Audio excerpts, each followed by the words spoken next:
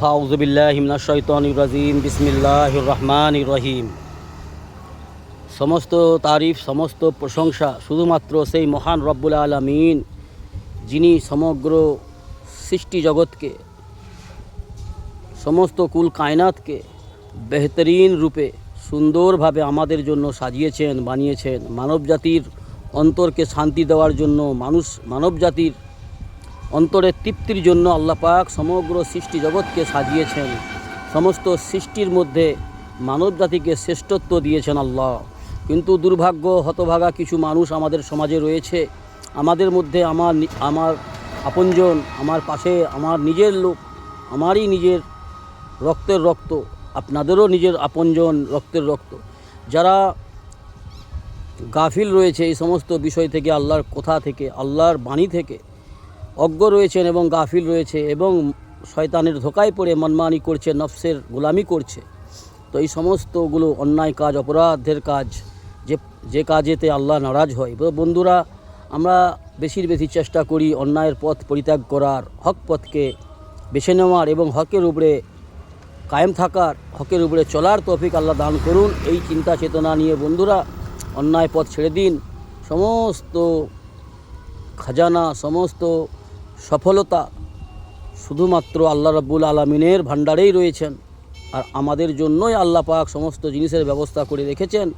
বাস আল্লাহ পাকের কিছু বিধান হুকুম রয়েছে, আল্লাহ পাকের কিছু হুকুম রয়েছে, মানব জাতির জন্যই হুকুম, মানব জাতির জন্যই আল্লাহ পাক বিধান দিয়েছে, ইসলাম, কোরআন।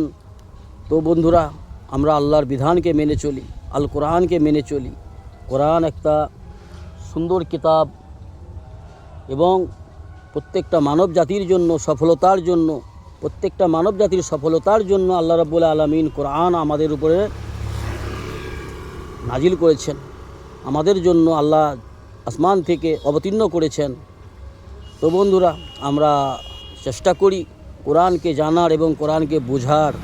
কোরআনের কত সুন্দর সুন্দর কথা রয়েছে আল্লাহ রাব্বুল আলামিনের। প্রত্যেকটা স্পেলিং, প্রত্যেকটা আয়াত, প্রত্যেকটা সূরার মধ্যে বেহতরিন মানে লুকিয়ে রয়েছে। কিন্তু আমাদের মধ্যে দুর্ভাগ্য, আমরা হতভাগা যে কোরআনের মানে মতলব বুঝি না, আর আমরা ভ্রান্তির পথটাকে বেছে নিই, মনমানি করি, শয়তানের অসহায় পড়ে, শয়তানের ধোঁকায় পড়ে, সংসারের ফিতনায় পড়ে, সংসারের ফ্যাসাদে পড়ে, যাদেরকে আপন মনে করছি, যাদেরকে নিজের মনে করছি, যাদের জন্য আমরা বিভিন্ন প্রকারে অন্যায় পথে প্রচলিত হয়ে যাই। জি, দিন রাত এক করে জায়েজ না জায়েজ না চিন্তা ভাবনা করে, হারাম হালাল না ভাবনা চিন্তা করে আমরা যাদের জন্য উপার্জন করছি, যাদের জন্য সম্পদ সংগ্রহ করে একাট্টা করছি, আজ যাদেরকে আমরা আপন মনে করছি, বন্ধুরা, কাল এমন একটা দিন আসবে আমাদের সামনে, যে দিন সবাই পর মনে হবে, নিজে নিজে একাই মনে হবে। আর নিজের যে সময়টা আমরা অবহেলায় নষ্ট করতেছি, অতিবাহিত করতেছি, আল্লাহর দেওয়ার নেয়ামত, এই সময়, এই জীবন, এই যৌবন, এই সুস্থতা, সব কিছু আল্লাহ পাকের অমূল্য নেয়ামত, কিমতি নেয়ামত, বড় দামি নেয়ামত। আর এই নেয়ামতগুলোকে যে আমরা অপচয় করছি, অবহেলায় নষ্ট করছি, তো এর হিসাব আল্লাহ রাব্বুল আলামিন আমাদের কাছ থেকে অবশ্যই নেবেন, অবশ্যই এর হিসাব নেবেন আল্লাহ। তো এই বিশ্বাস রাখা এবং তার জন্য প্রচেষ্টা করা, এটাই মুমিন মুসলমানদের কর্তব্য এবং চালাক মানুষের পরিচয়, বুদ্ধিমান মানুষের পরিচয়। তো বন্ধুরা আমার, এই দুনিয়ার মূল্যবান সময়টা, এই জীবনটা ধীরে ধীরে আমাদের কাছ থেকে ছিনিয়ে যাচ্ছে, আমাদের কাছ থেকে কম হয়ে যাচ্ছে, আমাদের কাছ থেকে মাইনাস হয়ে যাচ্ছে। জি, আমি আমার কথা চিন্তা করি, আপনারাও যদি নিজের চিন্তা করেন, বুঝতে পারবেন যে আমাদের কাছ থেকে কিভাবে সময়গুলো পার হয়ে চলে গেল।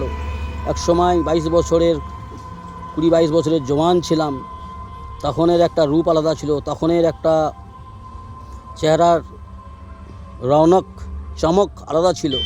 সে সমস্ত চমক ধীরে ধীরে কমতেছে, ধীরে ধীরে সৌন্দর্যতা নষ্ট হচ্ছে। আমরা বার্ধক্য দিকে এগিয়ে যাচ্ছি, আর আমাদের মধ্যে থেকে সমস্ত জিনিসগুলো ক্ষয়ক্ষতি হয়ে আমরা দুর্বল কমজোর হচ্ছি। কিন্তু এই সমস্ত বিষয়ে আল্লাহ রাব্বুল আলামিন আমাদের কাছে কৈফিয়ত নেবেন, হিসাব নেবেন। এর জন্য আমরা কতটা প্রস্তুতি নিচ্ছি, এইটাই চিন্তার বিষয় এবং ভাবনার বিষয়। আর এই বিষয়ে ভাবনা চিন্তা আমাদের করা অত্যাধিক প্রয়োজন। তো বন্ধুরা আমার, আল্লাহ রাব্বুল আলামিনের কাছে দণ্ডায়মান হতে হবে। যদি সত্যিকার অর্থেই আমি এবং আপনারা মুসলমান দাবি করি, মুসলমান বলে পরিচয় দিতে চাই এবং আল্লাহর বিধানকে বিশ্বাস করি, আখিরাতের উপরে ঈমান আনয়ন করি, সত্যিকার অর্থেই যদি আমরা ঈমান আনয়ন করে থাকি, তাহলে আমাদের কর্তব্য এটা হবে, যে পথে আমার আল্লাহ রাজি হবে সে পথে চলা। যাদেরকে আমি আপন মনে করছি তাদের পিছনে অত্যাধিক সময় না নষ্ট করে, তাদের জন্য অত্যাধিক চিন্তাভাবনা না করে, যতটা প্রয়োজন ততটা, আল্লাহ যতটা হুকুম করেছে ততটা, বেশক সন্তান, বিবি, বাচ্চা, ফ্যামিলির জন্য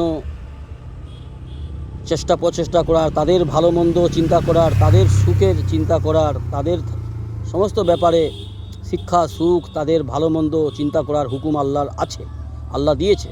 তাই বলে এটা নয় আল্লাহ এই হুকুমটা দেয়নি যে ওদের জন্য তুমি সর্বহারা হয়ে সর্বোপরি দুনিয়ায় পাগল হও, দুনিয়ার উপার্জনে মেতে উঠো আর নিজের আখেরাত উজাড় করো। এই হুকুম তো আল্লাহ দেয়নি বন্ধু। তো আল্লাহ যেহেতু আমাদের কাছ থেকে হিসাব নেবে এবং আমাদের সামনে আখেরাত রয়েছে, আমাদের সামনে মঞ্জিল রয়েছে, তো দুটো মঞ্জিলের মধ্যে একটা চুজ করতে হবে আমাদেরকে। একটা হচ্ছে জান্নাত আর একটা হচ্ছে জাহান্নাম। তো সেই সূত্রে এই চিন্তা ভাবনা নিয়ে আমাদেরকে সতর্ক হওয়া দরকার এবং আমাদের নেক পথে চলার দরকার, যেই পথে চললে আমরা আল্লাহর কাছে খুশি চিত্তে দণ্ডায়মান হতে পারবো এবং আল্লাহর রাজামন্দি হাসিল করতে পারবো, আর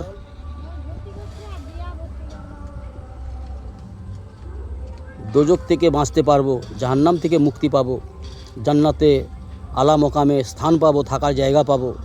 এই চিন্তা চেতনা নিয়ে বন্ধুরা নেক আমল করো, শয়তানের পথ ছেড়ে দিন, নফসের গোলামি ছেড়ে দিন, রাসূলুল্লাহ সাল্লাল্লাহু আলাইহি ওয়াসাল্লামের ইতাত করুন, রাসূলুল্লাহ সাল্লাল্লাহু আলাইহি ওয়াসাল্লামের সুন্নতের অনুসরণ করুন, আল্লাহর হুকুমগুলোকে বেশি আল্লাহর হক জেনে, আপন কর্তব্য বুঝে, ইখলাসের সহিত, খুশুখুজুর সহিত আল্লাহর হুকুমগুলোকে রাসূলুল্লাহ সাল্লাল্লাহু আলাইহি ওয়াসাল্লামের সুন্নত তরিকায় মেনে চলুন বন্ধুরা। এতে করে সফল হবেন। আল্লাহ আমাদের তৌফিক দান করুন, আমাকেও আপনাদেরকে আল্লাহর হুকুমগুলোকে মেনে চলার এবং দ্বীন ইসলামের এলেম বেশি হাসিল করার এবং দ্বীন ইসলামের এলেম অনুসারে নেক আমল করার তৌফিক আল্লাহ দান করুন। আল্লাহুম্মা আমিন। তো বন্ধুরা ভালো থাকবেন। আল্লাহ আমাদের সকলকে দ্বীন ইসলামের সহি বুঝ দান করুন, দ্বীন ইসলামের সহি এলেম দান করুন এবং দ্বীন ইসলামের উপর কায়েম থাকার তৌফিক দান করুন। ইমানের সহিত আল্লাহ আমাদের মওত দান করুন। আল্লাহুম্মা আমিন। আয় আল্লাহ দুনিয়ার আখিরাত দোনো জাহার সফলতা দান করুন। আল্লাহ আমাদের অন্তরের নেক চাহা, নেক ফরিয়াদ কবুল করুন। আল্লাহুম্মা আমিন। আসসালামু আলাইকুম বন্ধুরা।